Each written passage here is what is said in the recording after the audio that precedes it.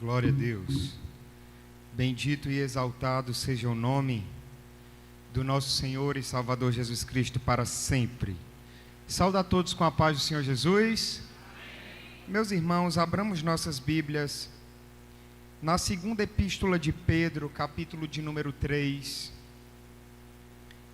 versículo de número 18. Segunda de Pedro, capítulo de número 3, versículo de número 18, apenas a parte A. Enquanto você abre sua Bíblia, eu gostaria de externar minha alegria de estar aqui com os meus irmãos nessa noite, num culto de doutrina, culto de instrução. Como o pastor Adaías já falou, nós estamos aqui com uma missão durante todo esse mês, eu e minha esposa, Ingrid, e tem sido motivo de muita alegria, meus irmãos, poder partilhar esse momento que para nós é muito precioso. É um momento muito oportuno e um momento de muito crescimento para mim e também para a Ingrid. Então, eu queria manifestar minha alegria, minha gratidão, a acolhida do pastor Adaías, como toda a sua família e toda a igreja que tem nos abraçado tão bem. Irmão Messias, tantos outros que estão aqui, que Deus abençoe a vida dos meus irmãos. Quem achou o texto bíblico diz amém. Tem um tema a ser trabalhado nessa noite, e é crescendo no conhecimento de Cristo. E o texto nos diz: antes, crescei na graça e conhecimento de nosso Senhor e Salvador, Jesus Cristo. Quero ler mais uma vez, para que esse texto fique bastante claro em sua mente. Antes, crescei na graça e conhecimento de nosso Senhor e Salvador, Jesus Cristo. Você pode dizer amém? Amém. Tome assento em nome de Jesus. Meus irmãos, o grande apóstolo Pedro, um dos discípulos mais próximos de Jesus, uma coluna da igreja primitiva, muito provavelmente no final de sua vida, na cidade de Roma, ele escreveu a sua segunda carta. E analisando, nós vamos perceber que o mesmo assunto que dá início à sua carta é exatamente o mesmo assunto que ele se utiliza para concluí-la. Ele inicia a sua carta da seguinte maneira, vejamos, capítulo de número 1, versículo de número 1 e 2. Simão Pedro, servo e apóstolo de Jesus Cristo, aos que conosco alcançaram fé igualmente preciosa pela justiça do nosso Deus e Salvador Jesus Cristo, graça e paz vos sejam multiplicadas pelo conhecimento de Deus e de Jesus nosso Senhor. E veja como ele termina a sua carta no capítulo de número 3, versículo de número 18. Antes, crescei na graça e conhecimento de nosso Senhor e Salvador Jesus Cristo. Isso nos mostra, meus irmãos, que um dos assuntos mais importantes e centrais da segunda epístola petrina gira em torno do conhecimento de Deus e do conhecimento de Jesus Cristo, nosso Senhor. Pedro, além de nos apresentar essa verdade, ele nos encoraja, ele nos impulsiona para que continuamente, dia após dia, nós possamos crescer no conhecimento de Deus e no conhecimento de Cristo.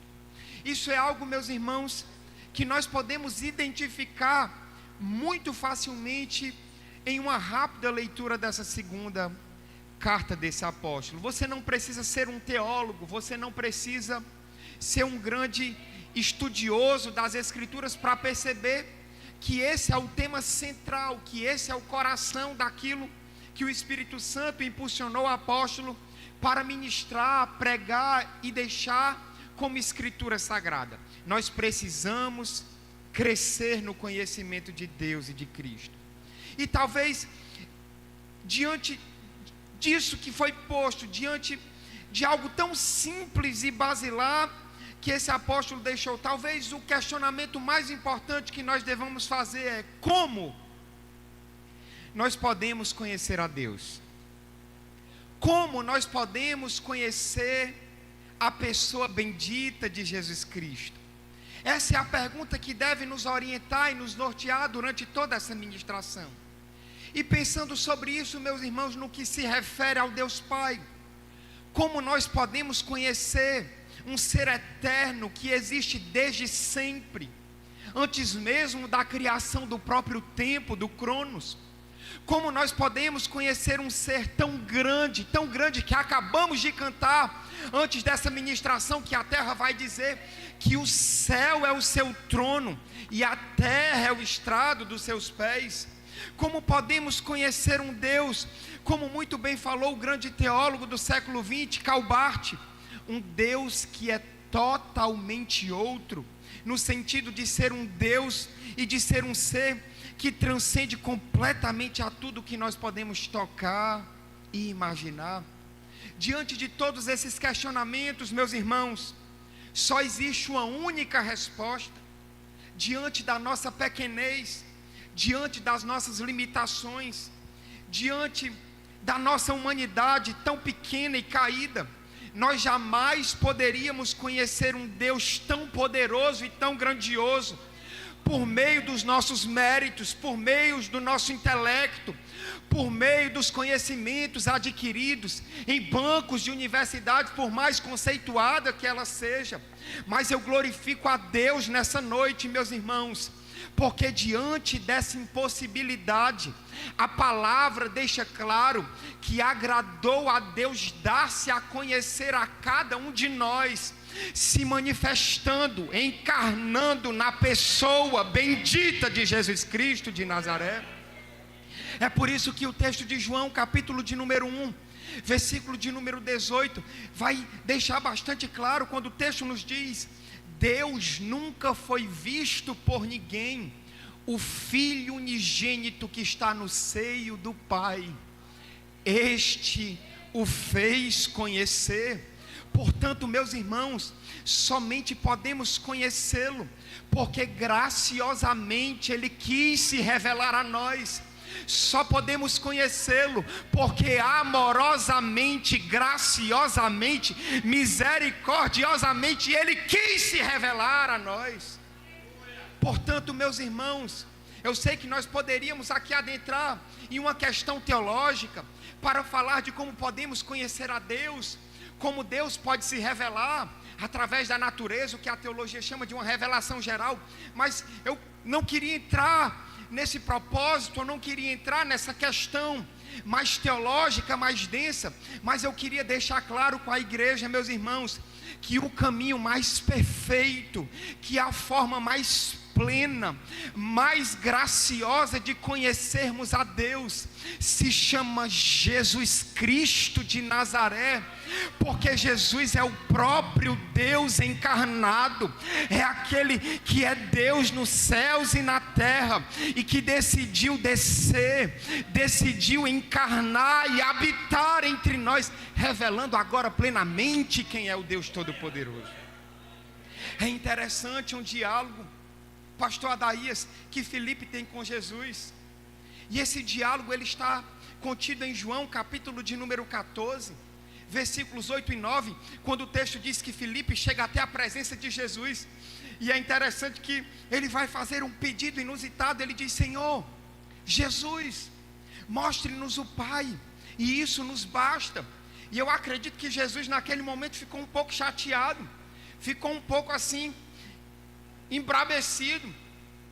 Creio eu, meus irmãos, a palavra não diz, mas a palavra diz que Jesus olha para Filipe e diz: Filipe, eu estou há tanto tempo convosco e não me tendes conhecido. Filipe, deixa eu te dizer uma coisa: quem ver a mim, vê ao Pai.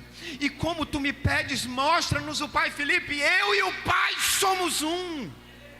Portanto, meus irmãos, conhecer a Deus é conhecer aquele que foi manifestado e revelado a nós. Conhecer a Deus é conhecer a pessoa bendita de Jesus Cristo de Nazaré. Entendendo isso, nós precisamos fazer uma pontuação muito importante nesse momento. sobretudo diante da temática proposta para a ministração nessa noite. A palavra conhecer, ela possui diversos significados no dicionário. E um desses significados diz que conhecer é ter relação com. Conhecer é possuir relação, um relacionamento com alguém. Isso nos leva a entender, meus irmãos, isso é muito simples, isso é basilar, que somente é possível conhecer alguém se você se relacionar com esse alguém. Você não pode conhecer ninguém em nada se você não se dispor a se relacionar com esse alguém. Sim ou não, meus irmãos? E isso é muito relevante, parece ser muito simples, pode passar desapercebido, mas isso é relevante, principalmente diante do contexto da segunda epístola de Pedro, porque um dos fatores que levaram Pedro a escrever a sua segunda carta foi justamente combater uma série de heresias que estava se levantando em seu tempo, em especial uma heresia chamada de gnosticismo. E o gnosticismo, uma seita herética que se levantou nos dias de Jesus, no primeiro século, defendia que a salvação de um homem ou de uma mulher se dava por meio do conhecimento. No entanto, esse conhecimento defendido pelos gnósticos, esse conhecimento defendido por esse grupo herético, era um conhecimento mágico, era um conhecimento ritualístico.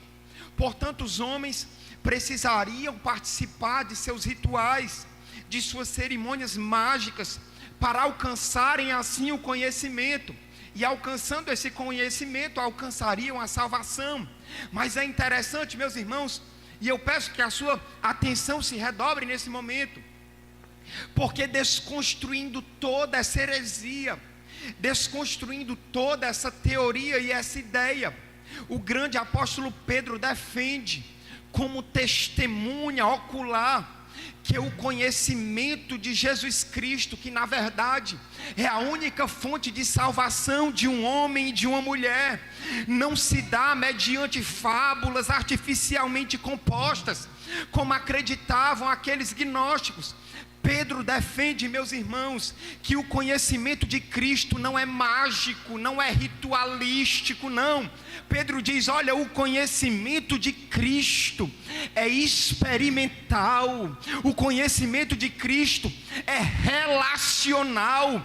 Portanto, meus irmãos, nós só podemos conhecer a Deus plenamente por meio de Cristo, mas só poderemos conhecer plenamente a Cristo se de fato tivermos um íntimo relacionamento com Jesus.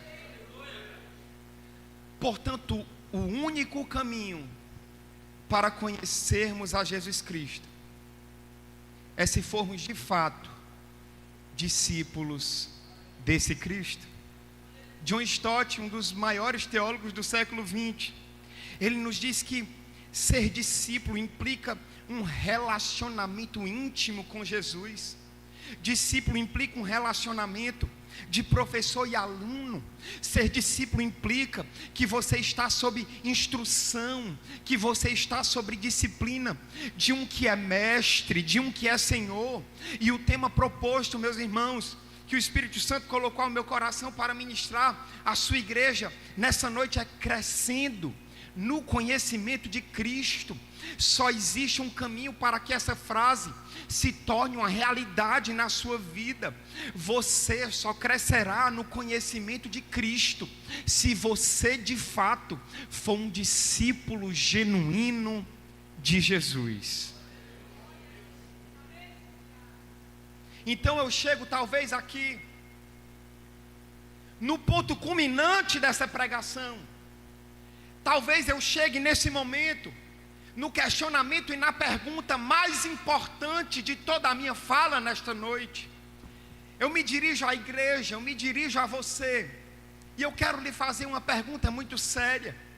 Eu quero lhe fazer uma pergunta baseado na palavra do Senhor. Eu quero lhe fazer uma pergunta baseado naquilo que o Espírito Santo me impulsiona para pregar à sua igreja nessa noite. A pergunta é muito simples: você é discípulo de Jesus?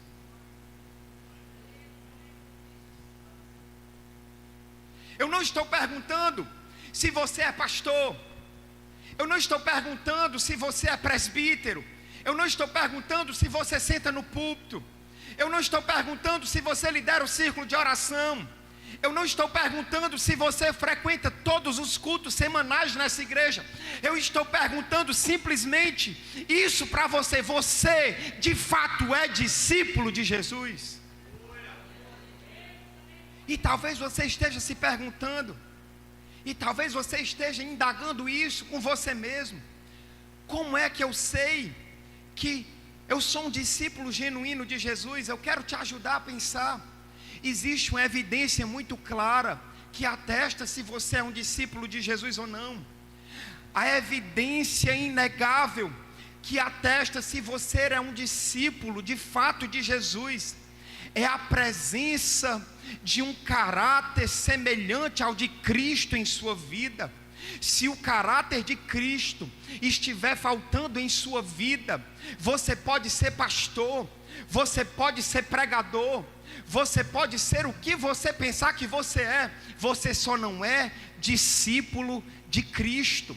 Talvez a maior dificuldade que algumas pessoas tenham de enfrentar nesta noite é o fato de entender que o seu caráter, ele deve ser mais importante do que as suas capacidades. O seu caráter deve ser mais importante do que as tuas habilidades. O seu caráter deve ser mais importante do que os dons que você recebeu da parte de Deus. O seu caráter, ele deve ser mais importante do que os teus talentos. O seu caráter deve ser mais importante do que o próprio ministério que você exerce.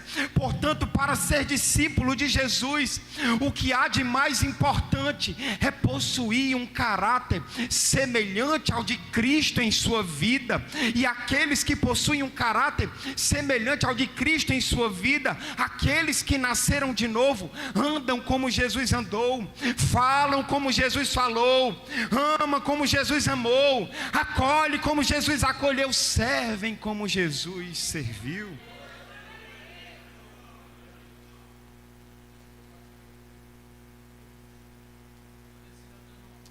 Se existia um homem que poderia se vangloriar e encontrar segurança em sua reputação, em suas capacidades e credenciais, esse homem se chamava apóstolo Paulo. Mas é interessante que, escrevendo aos Filipenses, no capítulo de número 3, versículos 7 e 8, olha o que Paulo diz: mas o que para mim era ganho, reputei-o perda por Cristo, e na verdade tenho também por perda todas as coisas.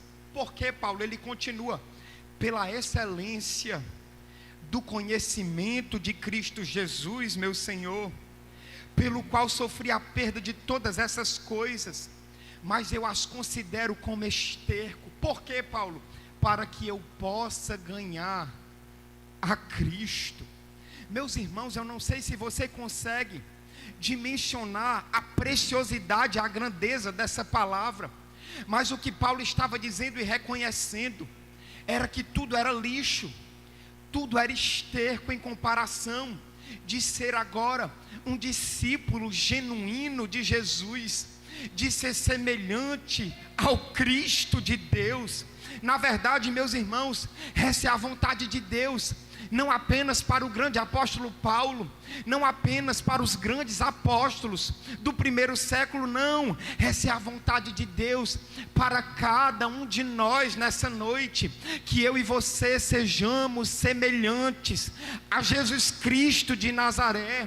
É por isso que em Romanos capítulo de número 8, versículo de número 29, a palavra de Deus é enfática, nos mostrando que o próprio Deus nos predestinou para sermos conforme a imagem de seu Filho. Portanto, meus irmãos, o caminho para crescermos no conhecimento de Cristo é o caminho do discipulado, é sermos discípulos genuínos de Cristo, e isso implica uma transformação do nosso caráter, da nossa mente, do nosso coração, segundo a imagem do próprio Cristo. E isso somente é possível, possibilitado por meio da ação do Espírito Santo, que atua, que age e que habita na vida daqueles que de fato se rendem a Jesus Cristo. E diante dessa verdade, meus irmãos, quando nós olhamos para o Cristo, porque às vezes nós estamos olhando para muitas coisas, menos para o Cristo. Às vezes nós estamos olhando para muitos detalhes, para muita programação, mas eu trago uma palavra de Deus nessa noite. Os nossos olhos precisam estar em Jesus Cristo. Os nossos olhos precisam estar fitos naquele que merece a atenção, naquele que merece a adoração, naquele que é o Senhor dessa igreja. Quando nós olhamos para Jesus, nós percebemos algumas virtudes que caracterizaram a vida de Cristo e que nós devemos imitá-lo na condição de discípulos. Se nós vivermos essas qualidades, essas virtudes que caracterizam a vida de Cristo, isso irá atestar que de fato nós somos discípulos. Isso irá atestar que de fato nós estamos crescendo em Cristo. E eu queria pensar com a igreja sobre essas virtudes, sobre essas características que estão em Jesus Cristo e que devem estar na nossa vida. Afinal, se não tiverem, existe um problema muito sério conosco.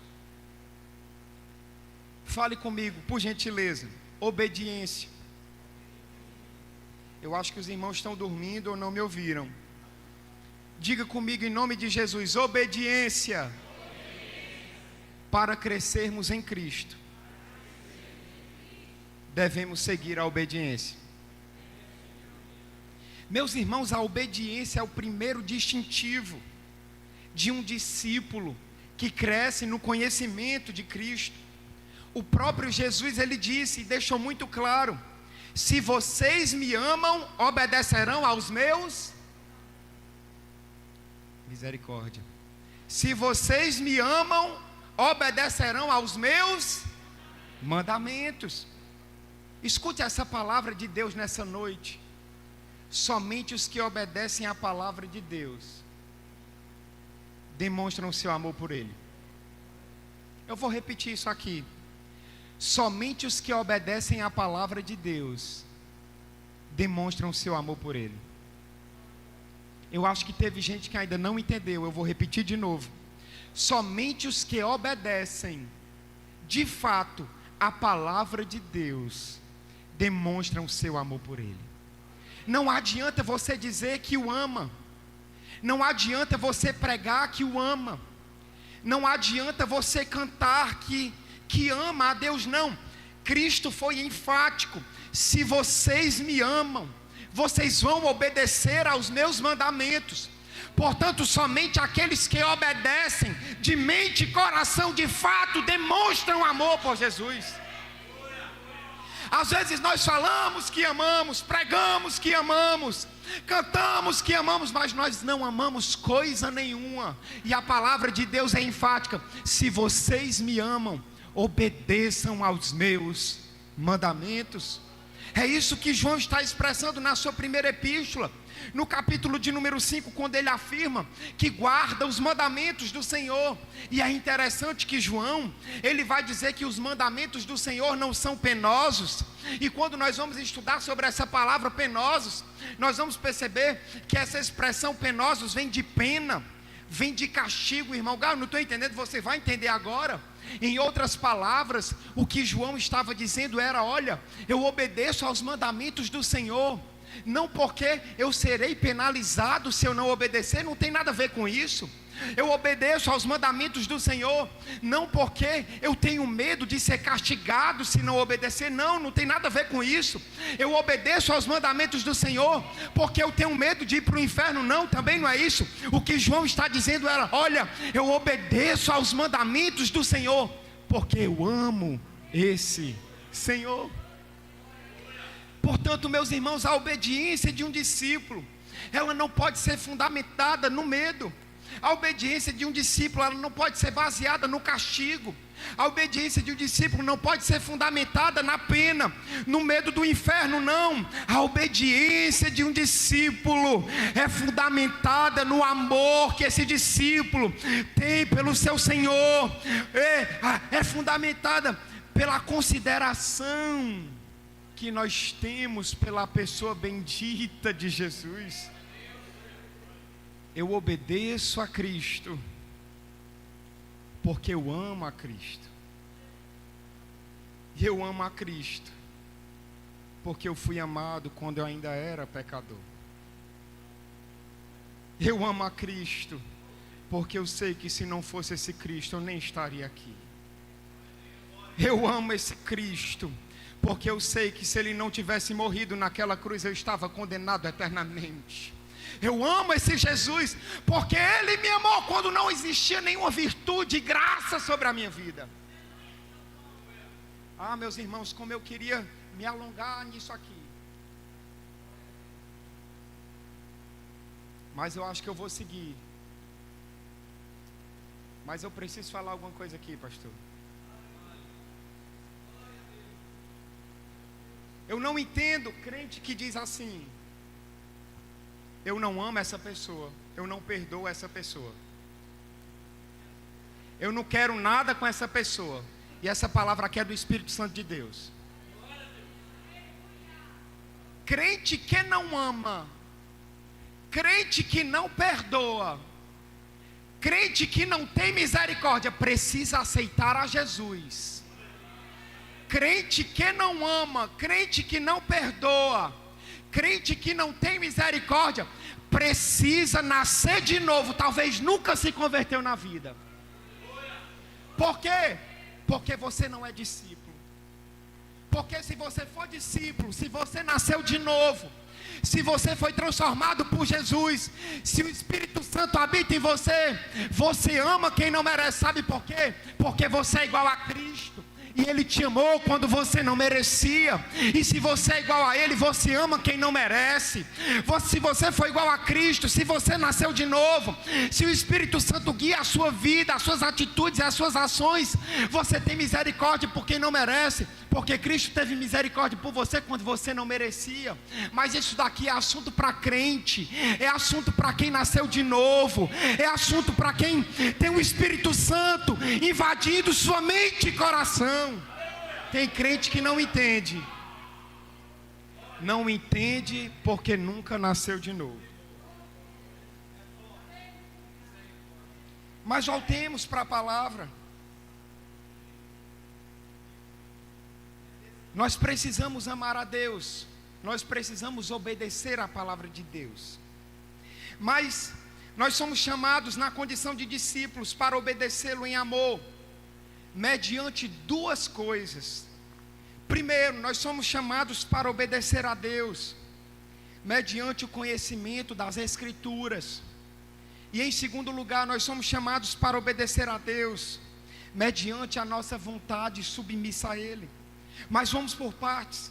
Só cresce em Cristo quem conhece as Escrituras, ponto final. Por quê, irmão Gaio? Porque Cristo revela-se e revela a sua vontade a nós por meio da sua palavra. É audácia, meus irmãos, é loucura acreditar que seja possível obedecer a Jesus sem primeiro conhecer a sua vontade para cada um de nós. O grande problema é que muitas vezes existem pessoas que querem viver uma vida cristã sem ter um íntimo contato com as Escrituras.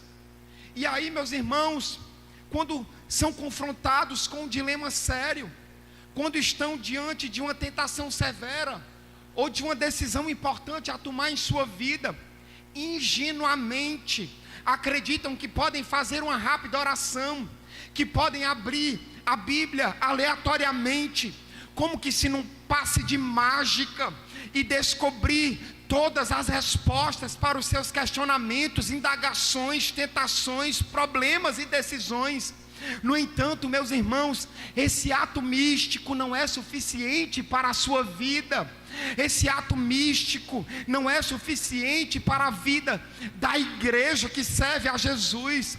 Eu gosto muito de uma frase que diz que o Deus que nós servimos, Ele não joga dados. A Bíblia, meus irmãos, não é um material místico, não é um horóscopo que nós abrimos aleatoriamente, quando estamos diante de uma grande precisão. Quem deseja ter uma vida cristã autêntica, quem deseja crescer no conhecimento de Cristo, quem de fato segue a Jesus como discípulo, deve conhecer a sua palavra. Jesus disse: se vocês permanecerem firmes na minha palavra, verdadeiramente serão meus discípulos. Mas ele também disse: muitos de vocês estão enganados, porque não conhecem as Escrituras e nem o poder de Deus. Quantos reconhecem que precisamos estar abalizados na palavra, meus irmãos? Quantos reconhecem que a nossa vida é pautada nesta palavra, nossa vida depende dessa palavra, nossa integridade, nosso caráter depende dessa palavra. Discípulo que cresce no conhecimento de Cristo, cresce mediante o conhecimento dessa palavra. Você precisa dessa palavra. Mas em segundo lugar, conhecendo as Escrituras, você precisa decidir obedecê-la de forma submissa. Para crescermos no conhecimento de Cristo, não basta conhecer as Escrituras, nós precisamos estar comprometidos a obedecer a palavra de Deus de forma integral. Sabe qual é o grande problema? O problema é que a maioria das pessoas querem obedecer a palavra de Deus. E talvez você esteja pensando: acho que o pregador errou a frase. Não, não errei a frase. O problema é que a maioria das pessoas querem obedecer a palavra de Deus. E qual é o problema? O problema é que querer obedecer não é suficiente. E eu vou lhe explicar por quê. Porque querer é função das emoções. E se querer é função das emoções, esse querer, ele vai oscilar com os teus sentimentos, ele vai oscilar com as tuas emoções, ele vai oscilar a depender das circunstâncias da vida. Talvez você amanheça o dia querendo servir a Deus, mas talvez diante das lutas no outro dia, você já amanheça não querendo servir a esse Deus. E se a sua vida for baseada no querer, meus irmãos, você vai viver uma grande constância, uma grande montanha russa, que uma hora você vai estar lá em cima e outra hora você vai estar lá embaixo. É por causa disso que nós vemos, meus irmãos, em nossos dias, tantas pessoas inseguras, tantas pessoas instáveis e sobretudo inconstantes na obra de Deus. Uma hora está crente demais, quando é na outra semana desaparece da igreja. Uma hora está crente demais, quando se passam 2 meses, você procura e não vê nem a sombra, e o círculo de inconstância continua, porque a sua vida é baseada no querer, a sua vida é baseada nas emoções e nos sentimentos que permeiam sua mente e no seu coração. Outras pessoas, meus irmãos, não chegam a sair da igreja, mas a visão no que diz respeito à obediência das Escrituras está completamente equivocada, está completamente errada. Eu prego sobre aquelas pessoas que querem mergulhar nas promessas de Deus, que querem as bênçãos contidas nessa palavra, mas não querem se submeter às ordens, não querem se submeter aos mandamentos, não querem observar as orientações contidas nessa palavra, acatam aquilo que massageiam o seu ego, seguem apenas as orientações que o agradam, que são agradáveis aos seus olhos, mas descartam, meus irmãos, toda palavra Toda pregação, toda escritura que as incomodam, elas rejeitam aquilo que vai de encontro com os seus pecados, porque não estão dispostas a mudarem seus hábitos e a mudarem as ações e atitudes que desagradam a Deus. No entanto, meus irmãos, o discípulo que cresce no conhecimento de Cristo é aquele discípulo que, além de querer, ele decide obedecer a palavra de Deus de forma integral, porque ele reconhece que toda a escritura foi inspirada por Deus. O discípulo que cresce no conhecimento de Cristo é aquele que, além de querer, ele decide: meus irmãos, eu amanheci todo quebrado, a tentação bateu a porta, eu não quero ir para a igreja hoje, mas eu vou, porque eu sirvo a um Deus todo poderoso, e a minha servidão, o meu serviço, a minha gratidão e a minha devoção não vai ser fundamentada ou guiada pelos meus sentimentos, mas pela convicção que eu tenho de quem esse Deus é e o que Ele fez na minha vida. Obediência. Obediência. Quem está entendendo essa palavra, diga amém. Mas existe um segundo ponto que eu queria pregar nessa noite. Para crescermos em Cristo, nós devemos ser submissos a Ele. Diga submissão. Meus irmãos, submissão com alegria é a segunda característica de um discípulo que cresce no conhecimento de Cristo. Submissão com alegria. Eu não estou falando de submissão insatisfeita, porque só o que tem na igreja são submissos, mas submissos insatisfeitos. É melhor que você seja um insubmisso do que ser um submisso insatisfeito, porque na frente do pastor você é um santo. Pastor, eis-me aqui. Pastor, estou aqui para servir. Mas quando sai, o seu coração não está aqui, a sua mente não está aqui, você está insatisfeito, você está chateado, você está amargurado, você está cheio de rancor no coração, cheio de mágoa, cheio de ódio, cheio de sentimentos abomináveis aos olhos de Deus. Eu estou falando de uma submissão não insatisfeita, eu estou falando de uma submissão com alegria. Submissão é muito maior, é muito mais importante, muito mais profundo do que obediência. Ser submisso a Cristo é uma atitude interior de confiança plena e restrita à vontade soberana de Cristo em sua vida. Só cresce em Cristo quem entende que a autoridade de Cristo é suprema sobre a sua vida. Eu acho muito lindo um texto que está em Lucas, capítulo 14, 26, quando Jesus disse: se alguém vem a mim e ama a seu pai, sua mãe, sua mulher, seus filhos, seus irmãos e irmãs, e até a sua própria vida mais do que a mim, este não pode ser meu discípulo. E é interessante, meus irmãos, e é claro que o texto lido não reflete a um afeto natural, porque não teria lógica. Não, eu não estou falando de um afeto natural e o texto não fala sobre isso, mas o texto se refere, meus irmãos, a uma autoridade a qual uma pessoa se submete à pessoa bendita de Cristo, de modo que ela entregue tudo o que ela tem, de modo que ela entregue tudo o que ela é, confiando que Cristo é soberano sobre a sua existência. Você só crescerá no conhecimento de Cristo quando você o entronizar em sua vida, de modo que nada e nem ninguém seja mais importante do que Jesus. A pergunta nessa noite é: nós estamos fazendo isso?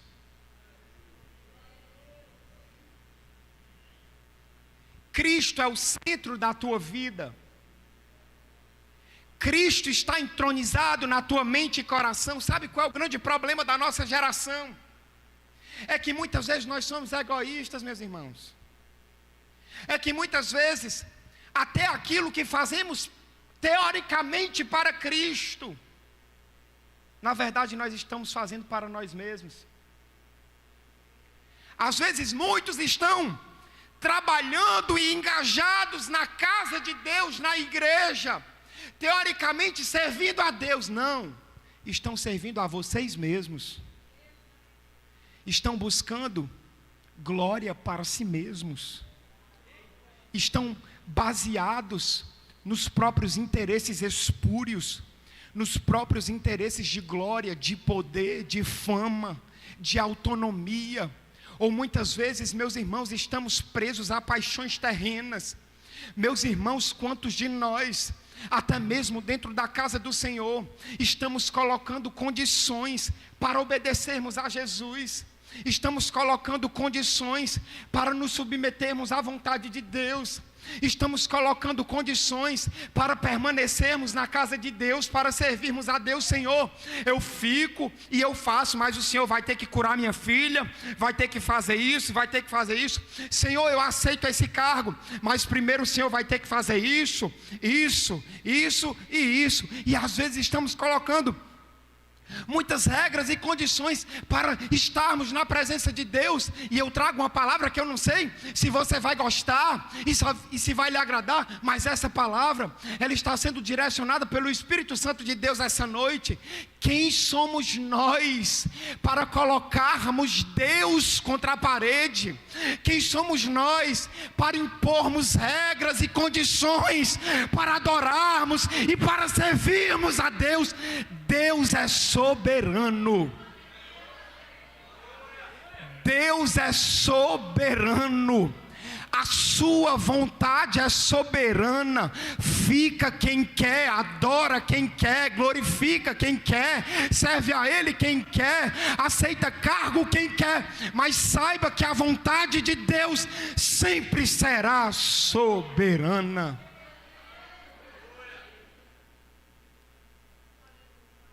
Eu queria pregar mais só sobre isso, mas o tempo não me permite. Mas eu me lembro de João 6,60. Uma multidão diante de Jesus, Jesus começa a pregar. A pregação estava pesada naquele dia. As multidões começam a deixar a presença de Jesus. Mas no mesmo capítulo 6, a multidão não saiu de perto de Jesus. Quando tinha milagre, quando tinha pão sendo multiplicado, quando tinha peixe. Meus irmãos, parece que só mudou a data. Mas quando tem comida de graça na igreja, todo mundo quer Jesus. Quando tem festa na igreja, todo mundo quer Jesus. Quando tem milagre acontecendo, quando tem manifestação da glória de Deus, todo mundo quer Jesus. Mas quando tem palavra de conserto, quando tem palavra de endireitamento, quando tem palavra de você se endireitar, de deixar os seus pecados, parece que a multidão não se interessa por essa palavra. E a palavra vai dizer que os discípulos chegaram até Jesus. Jesus, que palavra é essa? Que discurso é esse? Quem é que pode ouvir essa palavra? É por isso que as multidões estão indo embora. Olha o que é que Jesus diz para os discípulos: e vocês não querem ir embora com eles, não? Jesus não estava sendo ignorante, não, gente. Jesus estava lembrando para eles uma coisa muito simples: vocês são livres. Existe livre-arbítrio sobre a sua vida. Eu nunca obriguei ninguém a me seguir, eu nunca obriguei ninguém a permanecer na minha presença, eu nunca obriguei ninguém a ser meu discípulo. Se você quiser, pode pegar sua malinha, João, e ir para casa. Pode pegar suas roupinhas, Tiago, e volte para a sua casa. Pode ir para casa, Pedro, vocês são livres. Pastor Messias, você é livre. Pastor Adaías, você é livre. Minha irmã, você é livre. Mas diante daquela fala, Jesus se levanta e diz: vocês são livres. Existe livre-arbítrio sobre a vida de vocês. Mas se levanta também um chamado Simão Pedro, que olha para Jesus e diz: sim, Senhor, Eu sei que nós somos livres, mas para quem iremos nós, se só tu tens as palavras de vida eterna? Você é livre, meu irmão, você é livre, minha irmã. Se ficar, fique para adorar. Se ficar, fique para servir. Se ficar, fique, meu irmão, submisso, mas um submisso alegre, satisfeito, como aquele que está pronto e preparado para adorar a Jesus Cristo de Nazaré. Só aqueles que se alegram, só aqueles que querem servi-lo, só aqueles que querem permanecer na sua presença, só aqueles que reconhecem a soberania desse Deus. Adore a Ele nessa noite.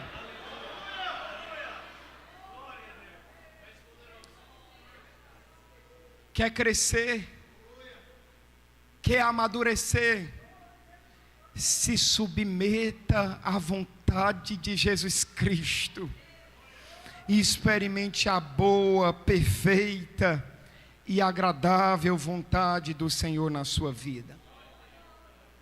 Obediência, submissão, mas existe um terceiro ponto: amor. E eu corro para que possa ser fiel ao tempo. Para crescermos em Cristo, devemos viver a lei do amor. O amor é a terceira característica que marca a vida de um discípulo. Aliás, viver a lei do amor revela que nós conhecemos as Escrituras, revela que nós obedecemos às Escrituras, e nos mostra que somos submissos à preciosa vontade de Cristo em nossas vidas, porque a lei do amor é o maior mandamento que Cristo nos deixou. Mateus 22, 34, o texto é enfático: e os fariseus, ouvindo que ele fizera emudecer os saduceus, reuniram-se no mesmo lugar, e um deles, doutor da lei, o interrogou para experimentar, dizendo: mestre, qual é o grande mandamento da lei? E Jesus lhes disse: amarás o Senhor teu Deus de todo o teu coração, de toda a tua alma e de todo o teu pensamento. Este é o primeiro e grande mandamento. E o segundo, semelhante a este, é: amarás o teu próximo como a ti mesmo. Destes dois mandamentos dependem toda a lei e os profetas. O termômetro para saber se alguém está crescendo em Cristo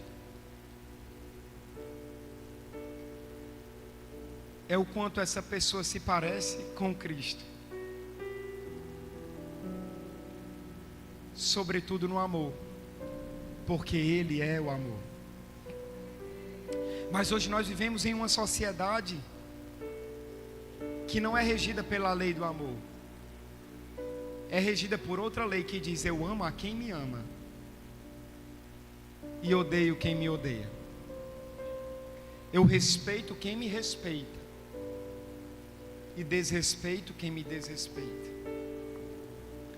Porque afinal o que importa hoje é o seu próprio nariz, não é isso? O que importa mesmo são os seus interesses. O que importa mesmo é ficar com a maior fatia do bolo, não é isso? É isso que importa. É isso que as pessoas estão interessadas. Nós vivemos em uma sociedade egoísta, materialista, narcisista, aonde o amor e a misericórdia e a compaixão andam a quilômetros de distância. É por isso, meus irmãos, que viver a lei do amor que Cristo nos apresenta é, sem dúvida nenhuma, a maior expressão de um homem, de uma mulher que teve o caráter transformado por Jesus. É por isso que viver a lei do amor que é apresentada nos evangelhos é a maior expressão de um homem, de uma mulher que abandonou o velho mundo e agora vive a vida do Cristo, vive mediante, segundo a orientação do Espírito Santo de Deus. E esse amor que eu prego, esse amor cristão, esse amor que Cristo nos apresenta, ele não é egoísta, não, ele é um amor doador, sacrificial. Envolve ser perdoado e perdoar, envolve ser amado e amar, envolve viver em paz entre os irmãos. O próprio Cristo, na última ceia, ele trouxe uma advertência muito forte. Ele disse: com isso todos saberão que são meus discípulos, se vocês se amarem uns aos outros como eu vos amei. Portanto, meus irmãos, crescer em Cristo é crescer em amor, é crescer em comunhão, é crescer em harmonia. E isso nos leva a acolher, isso nos leva a servir as pessoas na igreja, na comunidade. Isso nos leva a acolher e servir aqueles que estão doentes, aqueles que estão carentes. Mas se a nossa comunidade não é marcada pelo amor, pela harmonia, pela comunhão, pelo acolhimento, pelo serviço, e sim pela mentira, pela fofoca, pelas brigas, pelas maledicências, isso só mostra que nós estamos muito longe.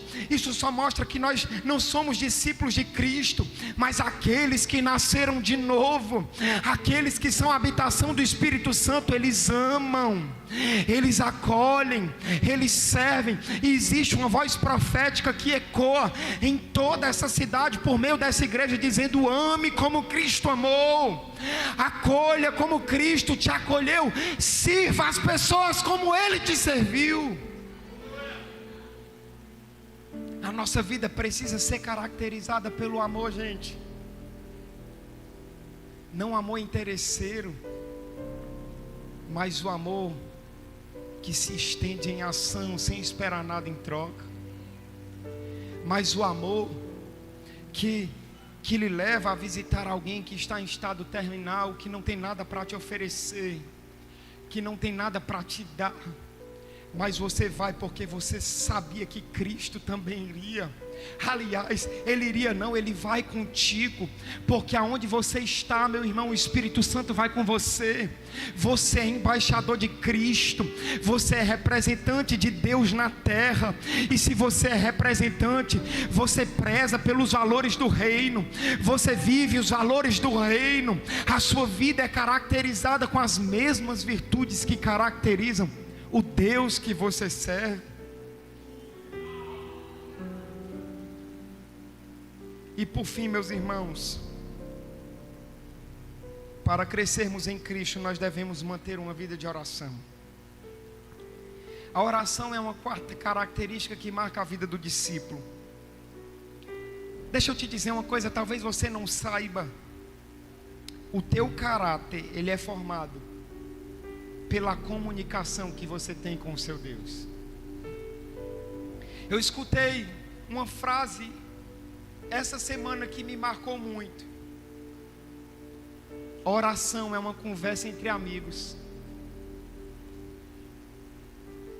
Oração é uma conversa de amigos. E o próprio Cristo disse: eu chamo vocês de amigos. E orar e conversar com esse amigo. O segredo, meus irmãos, de toda comunicação, de todo relacionamento saudável, passa por uma comunicação sincera e direta. Quer ver, meus irmãos? Eu vou dar um exemplo aqui simples, que é o casamento. Fica 15 dias sem falar com tua esposa para tu ver o tamanho do problema. Fica 15 dias sem falar com o teu filho pequeno, para você ver a desarmonia e a desunião que isso vai causar. Pois é, pois com Jesus funciona do mesmo jeito. É necessário intimidade. Para crescer em Cristo é necessário constante comunhão com Ele, e isso se dá por meio da oração. E muitas vezes as desculpas são as mesmas. Você chega em casa à noite e diz: Senhor, eu não vou orar porque eu estou cansado, eu não vou orar porque eu estou exausto, eu não vou orar, afinal tu já sabe de tudo, Deus. Eu não vou orar agora, mas 3 horas da manhã eu me levanto para orar. Que conversa é essa, meu irmão? Se você não ora enquanto está acordado, que conversa é essa que você vai acordar de madrugada para orar? E você vai negligenciando, e você vai deixando os dias passarem, e você vai deixando de se comunicar, e você vai deixando de falar, e você vai deixando esse amigo de lado. E a grande verdade é que quanto mais tempo você passa afastado de alguém, quanto menos contato você tem com uma pessoa, mais distante você fica, mais o relacionamento vai se desgastando. Com Jesus funciona do mesmo jeito.